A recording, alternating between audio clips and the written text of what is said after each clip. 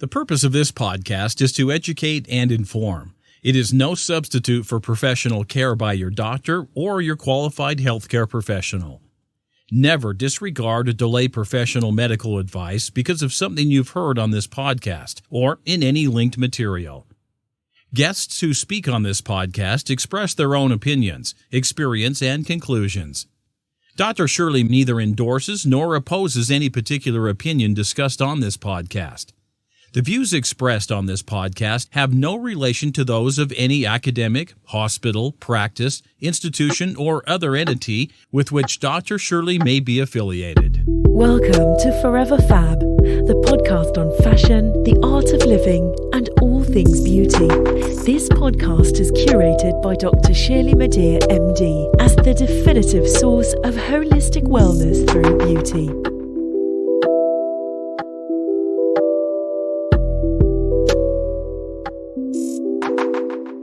This week's episode is dedicated to self-determination. The topic of this episode is expressing your highest self through the art of beauty with Joyce Bonelli. Hi, Joyce. How are you? Thank you so much for having me. It's such an honor. Well, thank you for being here. It is an equal honor. So let me tell folks a little bit about yourself. The English playwright and short story writer W. Somerset Maugham stated, quote, "Every production of an artist should be the expression of an adventure of her soul," end quote.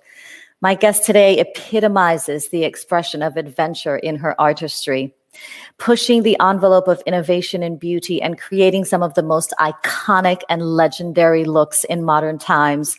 World-renowned celebrity makeup artist Joyce Bonelli is indeed a legend in her own time.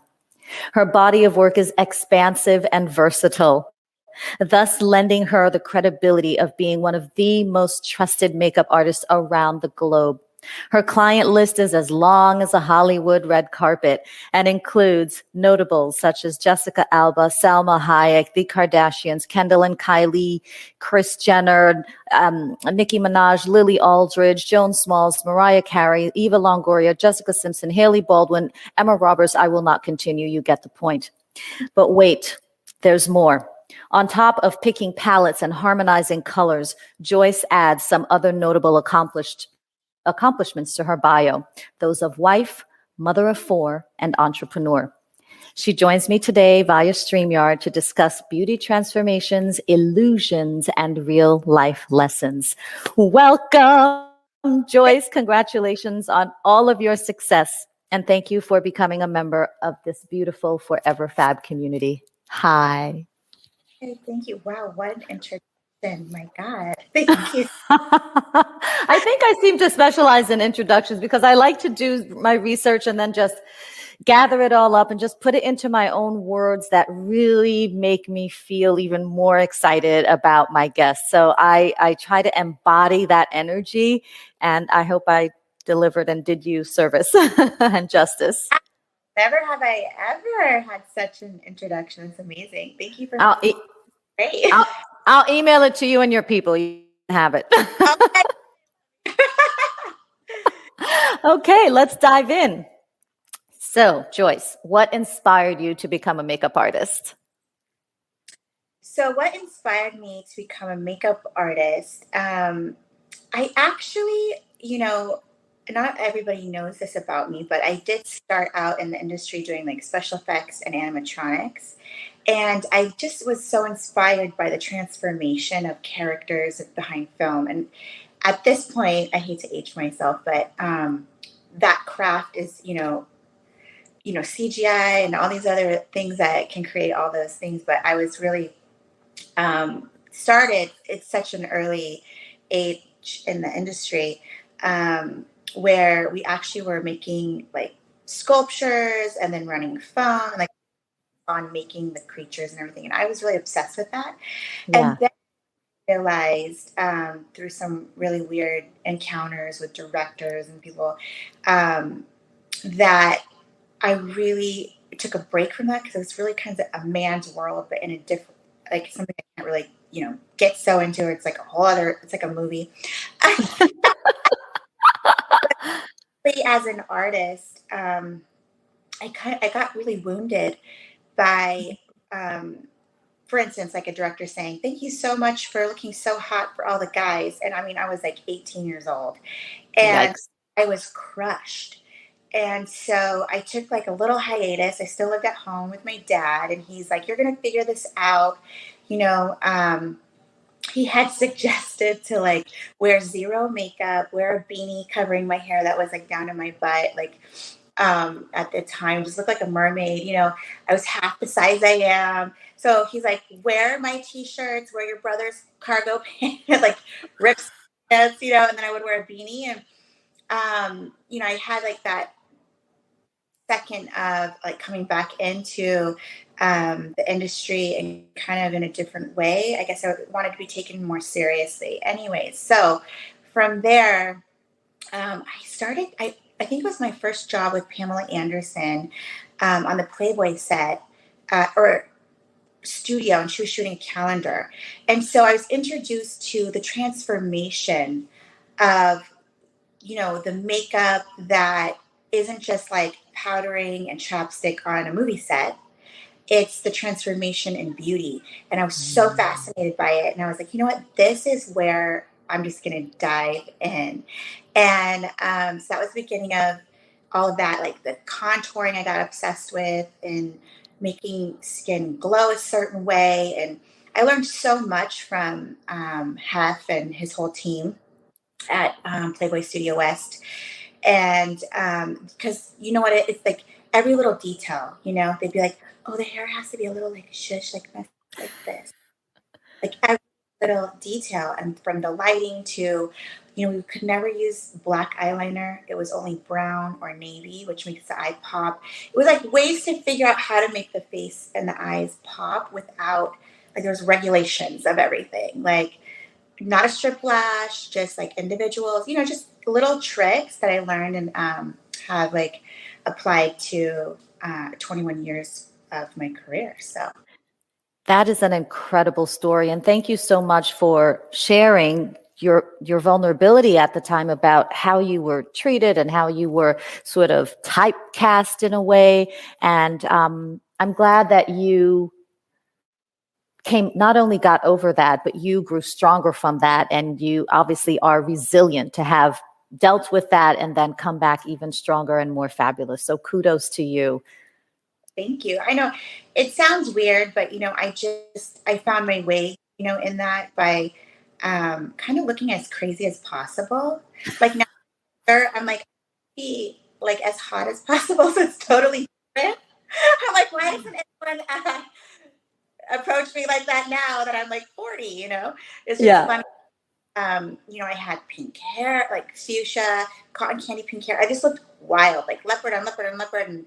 And it just worked for me. And even so funny that I went in to get a check and the accounting on this film, they go, oh, casting's next door. I just didn't even think normal. Like, but I had been doing my whole, like, you know, I looked like a boy, you know, as much as possible at that time. So until I spoke, I go, oh no, I'm here to pick up a check. And she goes, I did not even recognize you in voice. Like, that's so crazy. That is actually really kind of cool. I mean, hey, the fact that someone can go from one look to another really speaks to a kind of artistry, wouldn't you say? Yeah, I mean, that's really what I do on a daily basis. It's like, that's what I love about what I do for specifically like even musicians, how, you know, today I want to look like this, or I want to be like that character, or I love that. So it worked for myself. That's awesome. Now, sort of learning your way through all of these industries, you mentioned working, you know, with Hef and his team. Did you have any mentors or whom did you look up to while working to establish your own name? So there was a friend of mine, her name's Sarah Crana, and she actually worked at Playboy Studio West before I did. And she's the sister of like my boyfriend at the time. And she's an amazing artist. And she would show me like a lot of tricks and little things. And She just did like a beautiful makeup, and she was really like my inspiration of, I just loved her style of Mhm. makeup.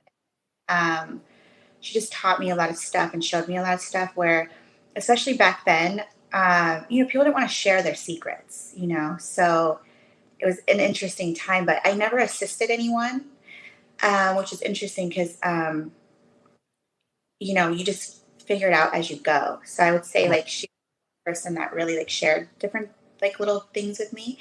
But I just really just grew up on the set and figured it out. And I would even, to be honest with you, I was the kind of person that was like, okay, I want to do makeup every single day, but right now I'm just starting out. And back then, this is like before .com. Can you imagine? Thing Yeah. called Debbie Book. Did you ever know about the Debbie Book? You could like put little advertisement like, I'm looking for work, I'm a makeup artist, or vice versa, like a production looking for someone, right? So because I dress so wild, people would say, "Oh, you're a stylist, right?" I'm like, "Absolutely," and then I would just go figure it out. And then I did the same with hair, and then so that way I was working every single day at whatever I could get, at the time. Yeah. And then I came at a certain point in my career called the triple threat. So I would be hired to do hair, makeup, and styling. Like I got to Wow. go major job with the travel channel, and they had offered me a certain amount that I wouldn't be able to go and do that. So I said, hey, how about you get me an assistant to schlep all of these crazy bitches of the world and help with the aspect of it, and I'll do the hair and the makeup, the blowouts the night before, the tanning, the everything, and then that way I'll make more money and you'll save money. Like I was just a hustler 100%. Good for you. That's awesome. I love a good hustle. Now, what would you say was the biggest obstacle you had to overcome to achieve success on your terms? You know what? I feel like it was really just more about the fact that after being the triple threat or whatever, like that was great. But what I really wanted to do was makeup every day. So then I changed, my headspace, my mantras, because I'm really big on that, to I'm going to be doing makeup every day. I do makeup every day, and then all of a sudden it just like slowly, like I would weed out things. And Mhm. I also was so lucky to, um,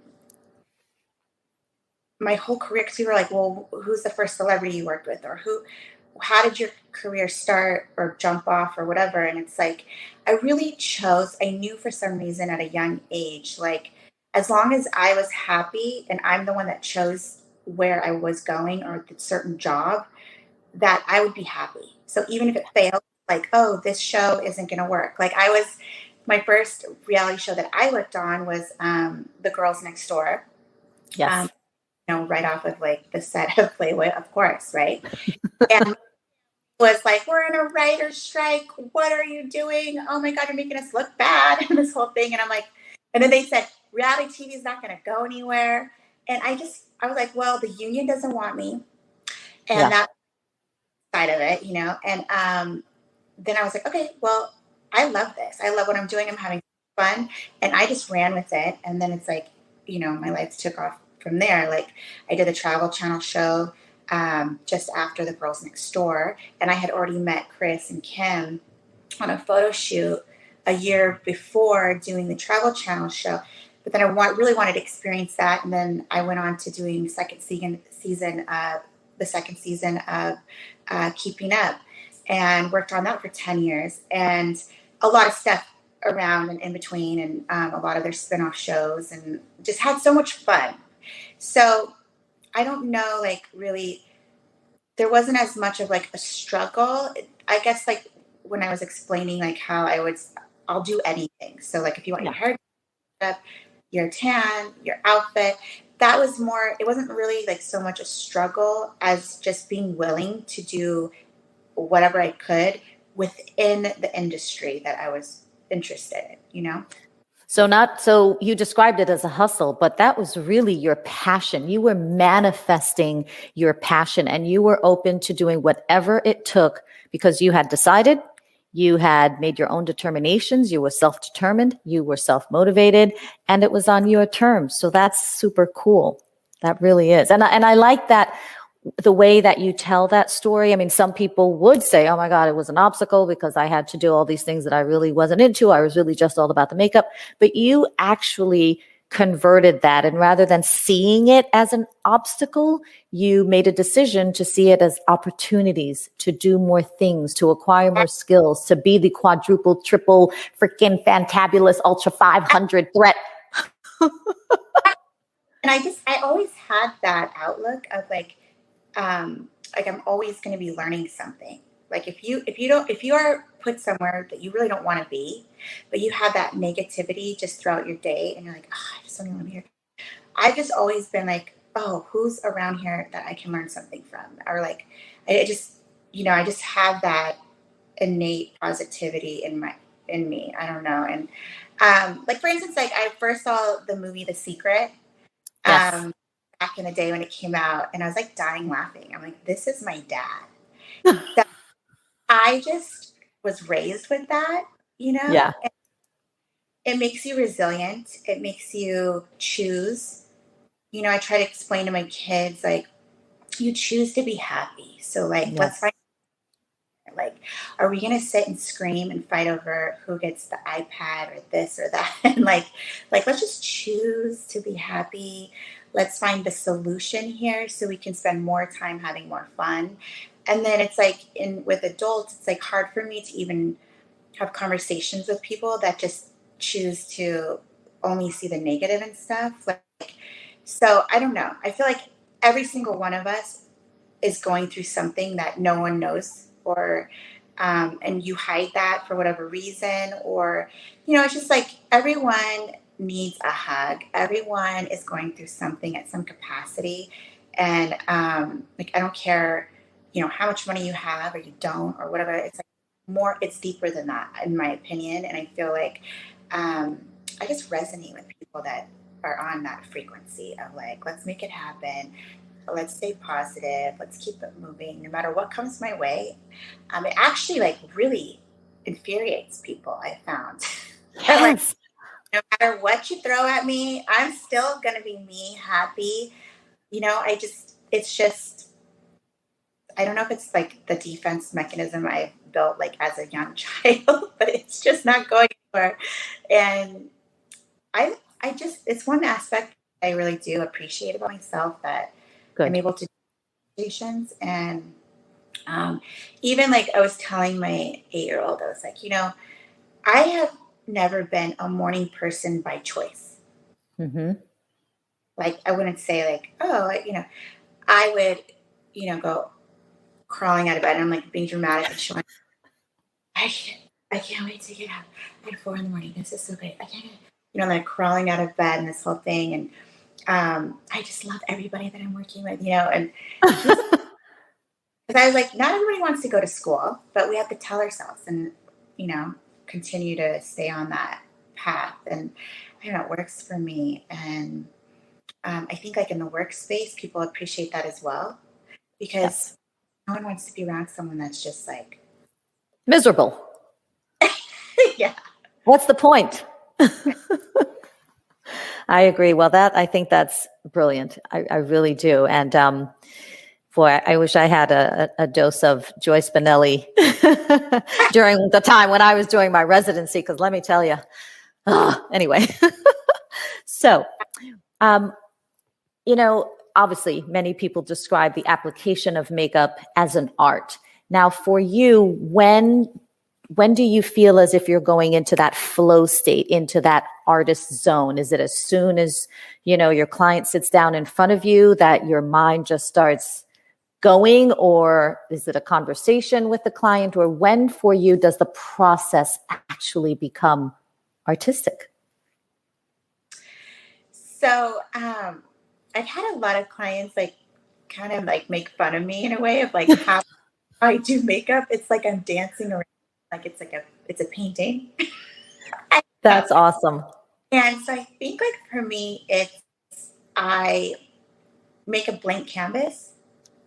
So I start with the skin. Like some people, they do the eyebrows, or like there's like I've seen like where people are teaching how they do makeup, and it's like so structured. For Yeah. me, structured.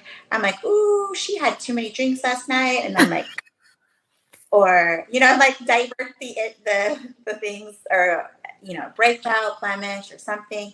So I kind of just like make a blank canvas, and then all of a sudden it's like, whatever I find, like I can find beauty in everyone, right? And that's Yes. like of like, okay, so for instance, like Los Angeles, in the beginning of my career, models were not like New York models, let's just say. So like your job is it's a little harder. You're not just putting a little chapstick that's shiny on someone. I gotta say this because I'm like one of those girls that needs a lot of, like a Christmas tree over here. You and me both. I mean, when I get my makeup done, not that often, but it's just like, okay, you're going to need a couple of hours to work with this right here. So. No, not at all. Like I need my lashes and this and that, but so I learned to bring out whether it's like, oh, the eyes or a certain like jawline or whatever, and I get kind of obsessed with that. But for me, the magic is when someone looks in the mirror and you can tell if they are like, and that's when I'm like, okay, this is great because I'm only halfway done, and Wow. like it's gonna be a great day. Oh, that's awesome.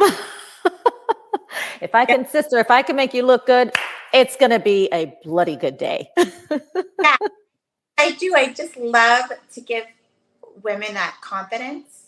Yeah. And you wouldn't even think this, but I've worked with a lot of um, successful women, like hitting a stage, and they just have stage fright, and you're like, that person does, like they're on stage every night. Yeah. And you're like, yeah, it's a process getting them on the stage every night, and I love to be a part of that, the team. I love to be a part of that confidence that that person can go and be like that certain character they're playing for the set that they're doing. That's fantastic to be a part of someone's livelihood and part of someone's legacy and their life that way. That's fantastic. Now, you have worked with lots of different people all over the world. You mentioned earlier how back in the day, LA models were not quite, the same, or didn't have the same aesthetic as New York models. Now, when you've worked across so many different cultures, have you personally observed cultural differences regarding makeup? For example, I've traveled to the Middle East, and I noticed that maybe there's more of a focus or a concentration on the eyes.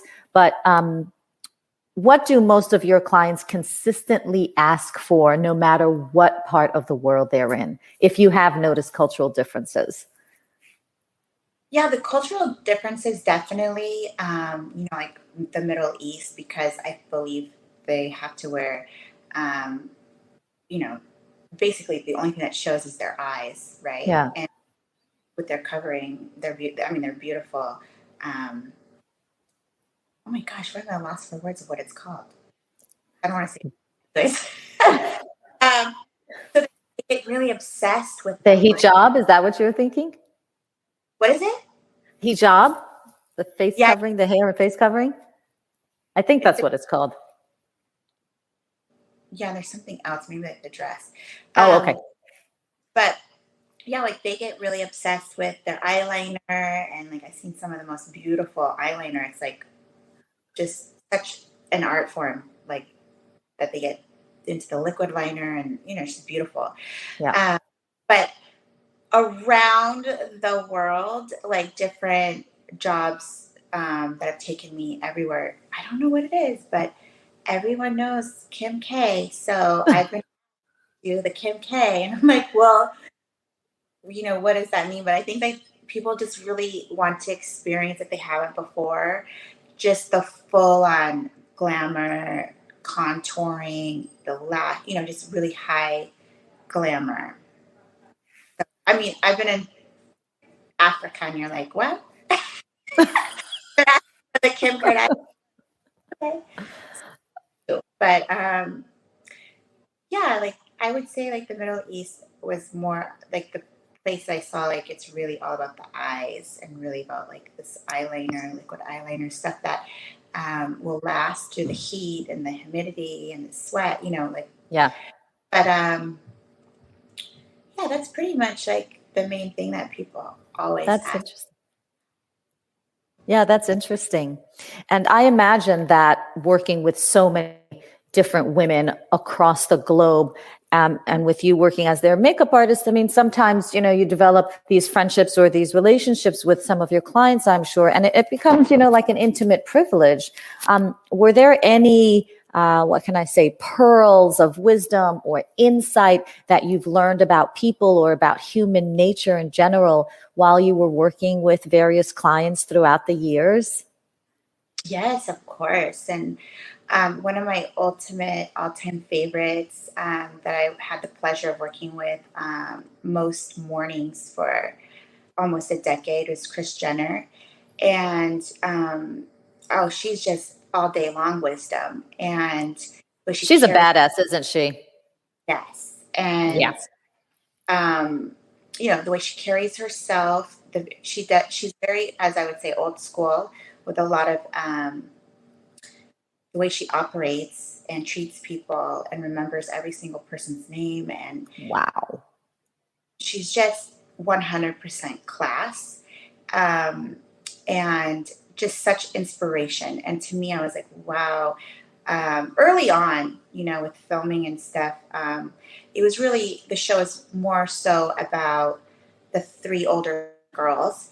And I was like, who is this creature? And actually, encounter with Kris was on the photo shoot that I mentioned with Kim. And, she was right by my side going, okay, and then we're going to need a little bit more, the lip liner and then a lipstick and then a lip gloss. And then I was like, oh yeah, I'm just still on the lip liner. Like she's just micro. And she's just so funny and fabulous in herself. Like I saw that to me, like before maybe like the whole world really knew, because we're like in that second season. And I don't even know. I guess actually I can't really say that. I didn't see the show as much. But I guess like just like with people talking about all of them, this obsession that I had with her, I see like a lot of people have had like, they're like, oh, what about the mom? I'm like, yeah, she's amazing. Yeah. So I think one of my biggest blessings, and just to see how she operated, because I would do her so early in the morning and things are really popping in New York already. And she's already rolling like business deals, and the way she would handle just business, I learned a lot that helped me with various different avenues of my career. And then, oh my God, meeting Oprah, I was an Oprah, and just getting to like say hi to her. I did different clients for a few of her segments. So just to be around her a few times, I was like, oh my God, I'm going to die.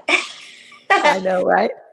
Yeah. But yeah, I've had like a lot of fun encounters, and but I would say like Kris Jenner was the main person I got wisdom, things, little sayings that I still think in my head. And yeah. Like, give an example of what one little thing that you often repeat to yourself that you learned from Kris Jenner. One thing, like, that is so true is that, you have to treat everyone the same. Like, you're going to meet the same people on the way up as you do on the way down. And just be authentic and respectful and punctual. That woman, if you are 32 seconds late, it's like that. And I appreciate that in anyone. And that's really why I was obsessed with working with that family for so long, is that they respect everyone around them, their time, and they're not only punctual, they're early. And it was fun for me to see the transition of respect that they definitely earned and demanded because they were willing and they would show up. And in this industry, a lot of people don't realize that, half of it is showing up. And Yeah. we would set and like the glam squads, setting up, and they're like, so like, what time do you think they're gonna roll in? Like noon, and we're like they're here. And they're like, what? We got to call the crew. We thought they would be like hours late. And it's like, what? And I guess, with a lot of celebrities that happens. But a lot of directors and producers were like, wow, this is like an A team. Like, wow, we just didn't even know what to expect. And that was like 8 years ago, like, really long time ago. And just to see like their whole, like they put so much passion into everything that they do.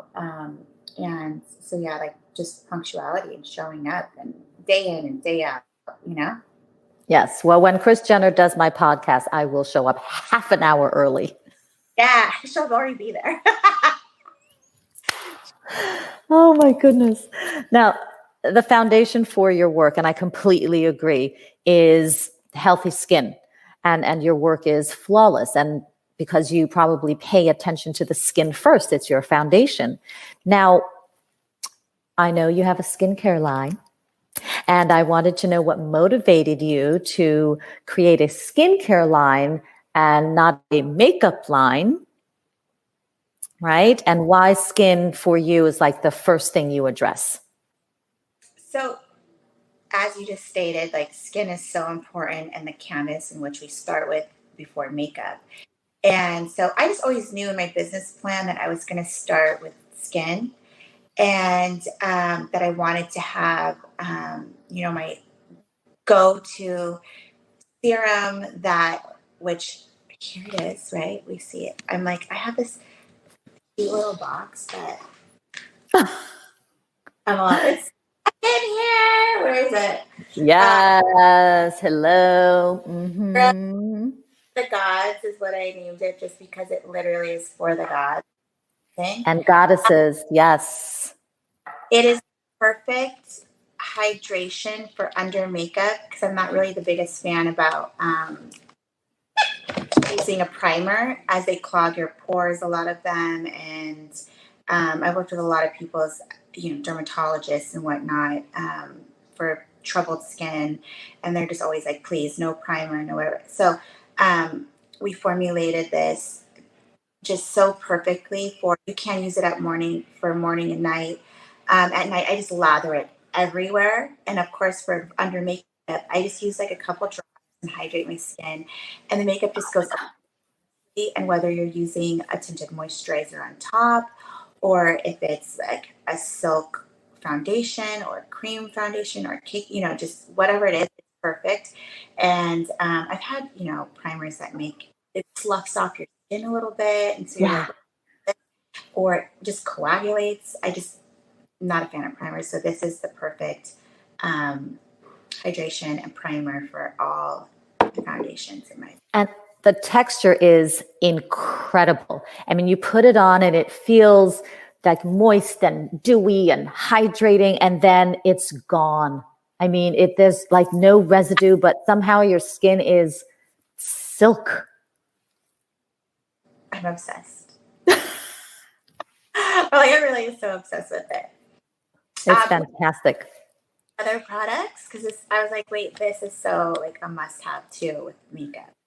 So you didn't get to try it yet, but no, but I have it. Yes, this is the Facelift, and I just wanted to do this packaging for so long because it's so my personality. I mean, hello, as a plastic surgeon, I am feeling this packaging. It has like a little cap comes off, and you just twist it. Okay, this I called it the Facelift because it really does smooth fine lines and wrinkles like instantly. And it also has like a blurring effect. Perfect. I have a filter. I don't know about anyone else. And I wish that like I could have a walking filter situation. Me too. Filter.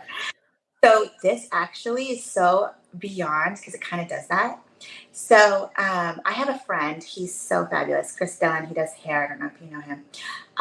And he puts it all over his face. And he's like, girl, I look like a wax figure. Oh my God. So you can get wild with like the application of it.